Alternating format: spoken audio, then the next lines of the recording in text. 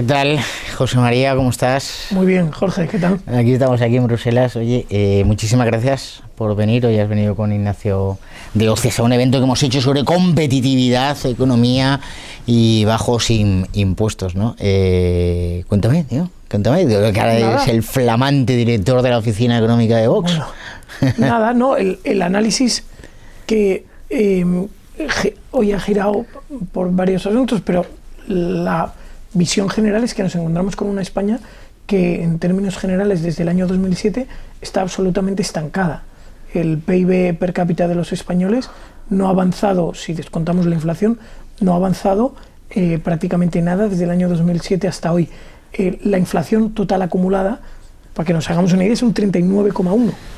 Y al revés, la inflación es un 33,1 y el crecimiento un 39,1. Es decir, el crecimiento neto en estos 15 años ha sido un 6%. Que es que ese crecimiento anualizado es absolutamente ridículo. No hay sociedad que se lo pueda permitir, no hay país que se lo pueda permitir. Vamos destinados, si continuamos en esta senda, a convertirnos en un estado fallido. Porque alguien que solo crece ese 0,3% al año, al final no es capaz de acumular los recursos necesarios para llevar a cabo las inversiones que lancen y propulsen al país hacia el futuro. Esto al final es como una familia que vive ahogada, es incapaz de ahorrar para lanzarse a futuras yo creo que este es el principal problema, ¿no? Al final, este es el principal problema, que la gente está jodida de verdad. Eso es. Que nadie... Es decir, al final, una de las cosas que yo veo, y además que seguro que los que nos van a escuchar lo piensan mucho, ¿no? Te vas a un determinado lugar y dices, joder, es que no encuentro mesa en ningún restaurante y tal. Sí, efectivamente, la gente se lo está gastando ahí. Pero las inversiones reales, el comprar un piso, el invertir allá, el crear una empresa, el tener un hijo, las cosas que realmente hacen crecer un país y una economía y una familia y una empresa, eso la gente está muerta. Pero es que pensemos, ahí Jorge, hay una cuestión que es, en cierto modo, la esperanza. Cuando los jóvenes actuales de España han perdido toda esperanza de comprarse una casa, no tienen aliciente para ahorrar ese primer capital que necesitas para adquirir la vivienda, porque sabes que hoy en día eso es inalcanzable. Tienes un sueldo precario, que apenas llegas a fin de mes. Tienes unos gastos que, si haces gastos de verdad, o sea, si te metes a montar una familia, básicamente te devoran ese sueldo. En conclusión, no ahorras. Has perdido toda esperanza de adquirir esa primera vivienda porque sabes que no vas a ser capaz de ahorrar esos primeros entre 40, 60, 70 mil euros que necesitas para comprar la vivienda. ¿Qué chaval de 27 años de hoy en día? Es que ni los que estén mejor pagados en España son capaces de ahorrar esa suma desde cero, 70.000 euros. Hoy en día es una auténtica fortuna. Y ese es realmente el problema. Porque le han arrancado la esperanza a la juventud española y la falta de esperanza hace que no apuntes a grandes objetivos. Y eso se expande a toda la nación. Volvemos un poco. Aquella España que era capaz de lanzarse a grandes proyectos de inversión, desde la construcción y vertebración de un sector siderúrgico nacional, con todos los elementos de la cadena de valor, a un sector, pensemos, el sector naval. Incluso vemos ahora el sector portuario. España fue potencia durante muchísimos años. El sector portuario está en caída libre. De hecho, ahora Maersk ha anunciado que deja de operar en el puerto de Algeciras. Claro, pero esto es culpa de la Unión Europea. Esto ya lo denunciamos nosotros en la pasada legislatura, ¿no? Porque yo creo que es importante explicarlo. Aquí estos tiparracos de Bruselas han inventado una cosa que es el mecanismo ajuste en frontera. ¿Qué es? Lo que venga de fuera les vamos a hacer pagar por las emisiones de CO2 que supuestamente han generado por el camino, ¿no? Entonces, si viene un buque, que por desgracia vienen todos de China, viene de China y viene al puerto de Algeciras, tiene que pagar por ese supuesto CO2 que ha emitido por el camino. Evidentemente la empresa al final lo va a repercutir al consumidor, eso es evidente. Pero claro, nosotros nos pasamos la pasada legislatura con Germán y yo desgañitándonos, diciendo, coño, pues es que normal, el que viene al puerto de Algeciras se va a ir a Tánger. Y va a pasar con el sector aeroportuario igual. Es decir, Madrid va a ser sustituido por Heathrow o cualquier aeropuerto inglés o turco, porque están fuera de la Unión Europea y no van a tener que pagar. Estos tíos lo han hecho a propósito. Pero es que, a propósito.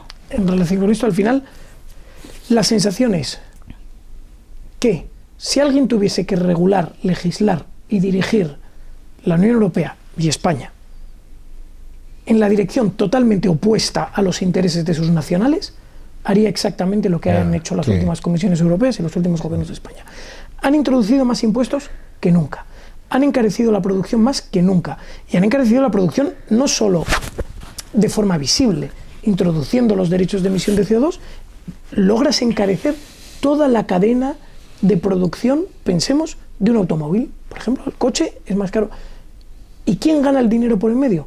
Los brokers de derechos de emisión de CO2, entidades financieras. El español de a pie pierde, la industria se deslocaliza, la industria se va escapando, cada vez hay menos empleo en ese sentido en España, y no solo el empleo directo, también la ingeniería relacionada, lo cual te hace a su vez perder cadena de valor, lo cual te hace a su vez perder oportunidades de futuro. Cuantos menos ingenieros tengas capaces de diseñar una central nuclear en España, más difícil te va a resultar tener en el futuro una central nuclear en España. Cuando tienes un tejido productivo fuerte en ese sentido, dices, oye, a los ingenieros que ya están, que están todos preparados, los profesionales de la construcción... Que al país, digámoslo así, como a la nación le ha costado mucho formarles. Y cuando digo la nación, no, es que han sido sus padres, que forman parte de la nación, los que gastaron dinero, pagaron los estudios, durante los primeros años fue deficitario, vivía en casa, hasta que consiguió un buen empleo y salió. Entonces, eso es un coste que hay que tener en cuenta. Todo lo que hemos invertido en formar gente... Yo como abogado del Estado lo veo, los abogados del Estado que están 5 años y se piran, ¿no? Coño, pero esto ha sido un coste del Estado, que hemos gastado dinero en formar a unos tíos y luego se piran, ¿no? Y se piran porque no ven alternativa, porque es una maquinaria horrible, o le pasa a los ingenieros, ¿no? Cuando cierran una central nuclear. Pero oye, es que ahora te iba a decir, yo creo que se ve distinto desde Madrid que desde Bruselas. ¿Cuál es tu experiencia aquí en Bruselas, estas horitas que llevas? Bueno, que veo que esto es... de repente ves a dónde se ha ido todo ese poder adquisitivo que han perdido los españoles. España y toda Europa, básicamente, está en un estancamiento. Si se ven las gráficas de la evolución del PIB de Europa con el PIB de Estados Unidos, por ejemplo, es terrible. Y lo que ves es que esa pérdida de riqueza a algún lado ha ido. Pues ha ido a los políticos. Vivimos rodeados de una clase política que vive a todo trapo, que no hace más que generar y crear instituciones nuevas, elefantiásicas, que cada vez crecen más y que autojustifican su existencia, se dan a sí mismas tareas, pues eso, el Parlamento Europeo, la Comisión, tal, son todo trabajos de un tipo, de otro, una sesión de otro, tal, todo para justificar su mera existencia. Cada vez tienen más personal, cada vez son más grandes, cada vez hay más coches, cada vez hay más edificios, y eso al final lo que hace es sacar regulación sin parar, regulación que redunda en la pérdida de eficiencia de la economía europea, que cada vez va peor para todos, salvo para los políticos, que cada vez viven mejor, cada vez son más y cada vez viven mejor. El otro día yo contaba, y a lo mejor me dejo alguno, pero yo creo que hay, en España tenemos ahora mismo 30 impuestos estatales. 30. Yo creo que si ahora cualquiera de los que nos oye empieza a sumar, no le salen. Pero si empezáramos aquí, como 1, 2, 3, respondo otra vez, ¿no? 30 impuestos estatales, más, si no recuerdo mal, 70 impuestos autonómicos en función de las comunidades autónomas. Cataluña tiene 15 impuestos, etcétera. Es asfixiante, ¿no? Y ahora que están recordando los 50 años de la libertad, habría que preguntar, ¿y cuántos impuestos teníamos en el año 75? Tenían los españoles, ¿cuántos impuestos tenían nuestros padres? Bueno, la evolución de la recaudación tributaria de la Administración General del Estado, sin contar comunidades autónomas y ayuntamientos. La recaudación va en un crecimiento constante a la par que la deuda. Es decir, el Estado, España, no es solo que recaude más, es que también se endeuda más. Y sin embargo la economía no ha crecido, está prácticamente estancada. ¿Dónde se ha ido ese dinero? No, porque aquí están estos tipos están inventando un nuevo sistema económico. Le han dado una vuelta al keynesianismo, que es subir impuestos y generar deuda para generar riqueza, pero no, es riqueza para ellos y para sus ONG, los chiringuitos feministas, el rollo de la inmigración. Leía otro día, ¿no?, en la Gaceta, anteayer, creo que era 30.000 millones, ¿no?, de coste de la inmigración ilegal en España, que es una barbaridad. Y sin embargo, el único debate es que está en riesgo las pensiones, Digo, esto hay que darle la vuelta. O autonomías, o pensiones. Yo creo que muchas veces cuando... y luego han creado otro modelo económico nuevo, que es el proteccionismo inverso, que era lo que tú decías, ¿no? Dicen, no, es que el proteccionismo es malo. Entonces, aquí en la Unión Europea han creado el proteccionismo inverso, que es proteger al de fuera frente al de dentro. Es que es de locos.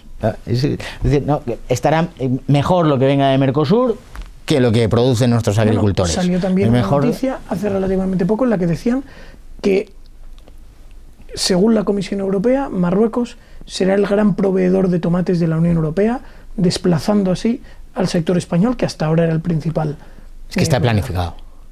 Está decidido que lo español, lo europeo, desaparezca y sea reemplazado por lo de fuera, más barato, con menos garantías, en ese dibujo de la errónea eficiencia o eficacia, que lo único que hace es arrasar con el tejido empresarial y económico. Claro. Tú lo contabas hoy en la charla, el único sector que realmente es eficiente en España es el sector del turismo, precisamente porque hay muchas empresas, no hay concentración, hay miles de pequeñas familias que tienen 2 hoteles, 3 hoteles, o un tío que tiene un hotel, luego hay grandes cadenas. Es un sector muy poco regulado, gracias a Dios, y no demos ideas a todos estos cabroncetes que aquí y en Madrid se dedican a editar leyes, muy poco regulado y es eficiente, pero claro, depende de las economías externas.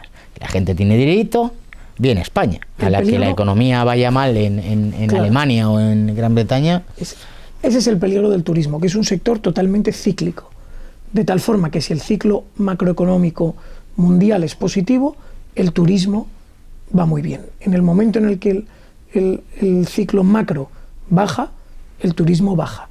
Y en la situación en la que se está encontrando España es que depende en una proporción más alta que en otras épocas del turismo. Es decir, tenemos muchos más huevos en la misma cesta.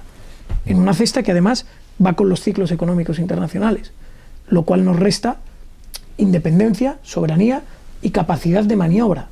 Porque si tú dependes de tu propia técnica, de tu propia tal, independientemente de la riqueza, si tú elaboras un producto que terceros necesitan independientemente de su riqueza, es decir, todo el mundo necesita consumir lejía. Lejía es cloro es agua. Toda el agua potable que beben ustedes en sus casas, toda contiene cloro. Sin cloro no hay agua potable. Pues entonces, independientemente de cuál sea el ciclo macro del mundo, hace falta cloro.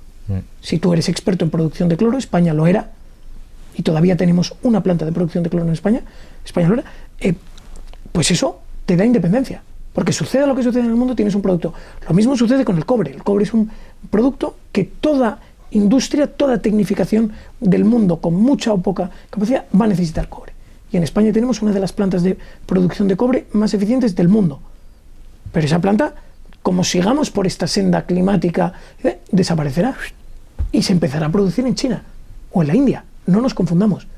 Y ese día pasarás a ser dependiente de manera estratégica de productos que elaboren terceros tan poco fiables como China o la India, con los cuales no tienes una relación estratégica de alianza.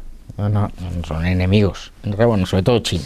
India, bueno, veremos. Pero con el tiempo. Ahora gobierna uno de los nuestros. Bueno. Pero bueno, ya... Sí, pero en cualquier caso son países que tienen intereses contrapuestos con los de España, que en esa lucha industrial por la preeminencia mundial, ellos claramente van a defender los intereses de sus nacionales. Por lo tanto, tú no puedes permitir que los intereses de tus nacionales queden salvaguardados es el lobo o el zorro vigilando a las gallinas. Es que en cualquier momento que lo necesiten van a atacar esas gallinas. Lo mismo que sucede con el sector del automóvil en Marruecos. España y grandes grupos industriales europeos están invirtiendo en el sector automovilístico en Marruecos. ¿Por qué? Porque tiene mucha menos regulación. Por el puerto de Tánger, del que hemos hablado. Claro. Pese a grandes, no vamos a poner nombres, pero grandes productoras automovilísticas europeas están fabricando al lado del puerto de Tánger. ¿Qué hacen? Esos automóviles se fabrican sin emisiones de CO2, sin restricciones de ningún tipo, y se embarcan y ya se utilizan para la venta en Europa con los ajustes de tasas de no sé qué, o para la venta en África o para la exportación, que es lo que antes se hacía en España. Pero por culpa de toda la regulación que hemos impuesto, eso está desapareciendo. Y eso tiene un impacto, vuelvo al tema, en toda la cadena de producción. O sea, que en Europa se produzcan menos automóviles de combustión interna para la exportación o para la venta en la propia Europa, impacta en Vitoria y en Burgos, que son zonas ricas en ese entramado empresarial del sector del automóvil, y a día de hoy tenemos a 30.000 personas en ERTE precisamente por la caída del sector automovilístico, directamente derivado de la normativa europea y Yo española. creo que hay que explicarlo y, por supuesto, y denunciar a los responsables, que son los del PP y los del PSOE, que son los que han hecho esto. Llevan 40 años Pero redactando la semana pasada estuve en Jaén con el tema este de la expropiación forzosa por parte del Partido Popular de 100.000 olivos. Y claro, esto es el 10% de la producción de la comarca. No, la gente tiene que entender que, claro, si tu producción cae el 10%, pues el 10% del personal de las cooperativas se va a ir a la calle. Y el 10% de los transportistas que llevan ese aceite por toda Europa, pues se va a tener que ir a la calle o le van a bajar lo que cobra. Y eso va a producir impacto en todos los lugares. Uno de allí, un médico muy majete, me decía, mira, yo los años que la producción olivarera es buena, mi consulta está llena. Cuando la producción de aceite baja, la consulta baja. Porque la gente, pues oye, sí, valora la salud, pero una tontería, pues a lo mejor si no tienes dinero, pues no vas. Y al final genera todo eso. Y esto es lo que no entienden estos tiparracos del Partido Popular y del Partido Socialista, que es que se creen que todo es una estadística y no. Oye, y yo creo que tenemos que ir terminando. La oficina económica. Trabajáis como bestias ahí. Bueno, estamos analizando primero todas las medidas, por un lado del gobierno, una parte reactiva frente a todo lo que va saliendo, con análisis, ser capaces de sacar un poco cuáles son los datos, la traducción numérica de las medidas que el gobierno va implementando, y por otro lado estamos trabajando en ponerles números a todas las medidas que Vox propone. Hemos hablado y analizado cuál sería el coste exacto de las propuestas del IRPF y de la cotización a la seguridad de los autónomos, una medida que hemos propuesto que es una reforma radical del sistema del IRPF en el cual solo existan 2 tramos, al contrario de lo que hay ahora, que además se bonifique a cada hijo de ambos progenitores con una reducción del tipo aplicable del 4%, en el primer tramo sería un 15%, en el segundo tramo un 25%, pues si tienes un hijo, 4% abajo en cada uno de los tramos. Es decir, ¿cuál sería el impacto de esto? Pues hemos analizado que estaría entre los 20 y los 40.000 euros, una oscilación en función... Bueno, el dinerito para familias. Para las familias. Lo que se lleva Sánchez y Puigdemont y el de la ONG Open Arms y toda esta gente. Y es que hemos detectado también de dónde se podría sacar el dinero para implementar esta medida. Y es que hemos visto que España concede cada año, las tenemos numeradas, todas, con las cuantías, con los TIF. En el anterior ejercicio fueron 32.000 millones de euros en subvenciones directas. Y ahí hay beneficiarios que ni se imaginan. Está el Ministerio del Interior de Marruecos. Está el Ministerio de Pesca de países de los que apenas hemos oído hablar. Sí, no, en realidad que si entras te degollan a lo mejor, ¿no? Porque al final... Bueno, pero si que entras al final, ahí con tu cruz al cuello, no, pero hay que contarlo, joder, de verdad. Pero que estamos dando dinero a tíos que son enemigos de nuestra civilización y de nuestra nación. ¿Por qué les estamos dando ese dinero? ¿Quién está detrás? ¿Quién va detrás de ese dinero? ¿Cuál es el miembro del Partido Socialista que está en cada uno de esos sitios beneficiándose después? Siempre hay una aldama detrás, ¿no? Siempre hay una aldama y un coldo. Es que la corrupción del Partido Socialista tiene un impacto directo en el bolsillo de los españoles. Y esa es una de las cuestiones que estamos poco a poco viendo y que estamos verificando. Sin ir más lejos, la empresa de Aldama y Coldo pasó de facturar un año 2.000 euros y al año siguiente 52 millones de euros. Que le digan esto a cualquier pyme española. ¿Qué empresa española con menos de 5 trabajadores ha sido capaz de pasar de los 2 millones de euros a los 52 millones de euros? Es que es un impacto terrorífico y esto se multiplica por N. Lo vemos en cada movimiento de este gobierno. Vemos que hay... que son unos trincones y unos cabrones. Escucha, vídeo viral, va. Vídeo viral. Javier Milei le queremos y le tenemos cariño a Javier. Pero la motosierra de Javier se va a quedar en nada cuando lleguemos y tengamos una puñetera mayoría absoluta, ¿no? Bulldozer, tío, ¿no? En plan, ¿te ves ahí o no? El bulldozer, ¿te ves ahí, José María?